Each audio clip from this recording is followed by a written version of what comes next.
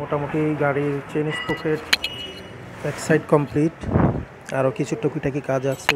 আপনারা দেখুন কী অবস্থা হয়েছিল আমার। আর এখানে প্রচুর পরিমাণে বালি চলে আসে, এত পরিমাণ বালি কাদা মনে হয় যেন কেউ ঢুকিয়ে দিচ্ছে। প্রচুর পরিমাণে বালি, প্রচুর পরিমাণে ইঞ্জিনের সামনে। এরপরে যে ইঞ্জিনের হেডের যে ইয়েটা,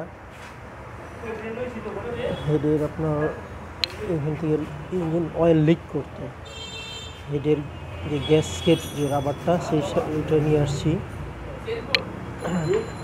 হেডের গ্যাসকেট চেঞ্জ করবো, না এদের অয়েল লিক হতেই থাকবে। এই যেভাবে দেখাই, এখান থেকে অয়েল লিক হয়। এই যে কী পরিমাণে অয়েল লিক হয়, ইঞ্জিন অয়েল, মানে ইঞ্জিন অয়েল যা দিতাম তার অর্ধেকের মধ্যে পড়েই যেত, লিক হয়ে।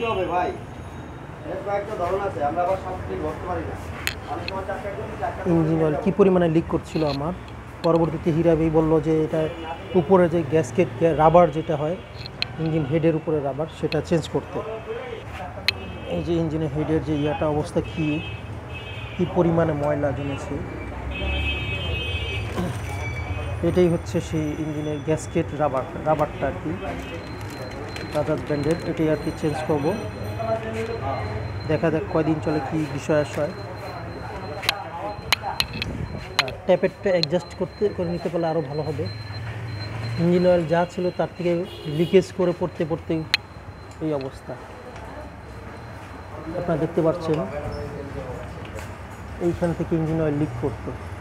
এই গ্যাসকেটের যে উপরের হেডের রাবারটা ক্ষয় হয়ে গেছিলো।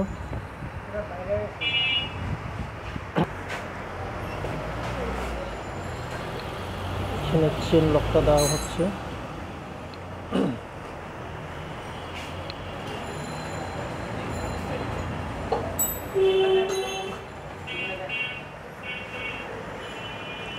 ফ্রি পেলে এটা কেমন, ঠিক আছে না? ফ্রি পেলে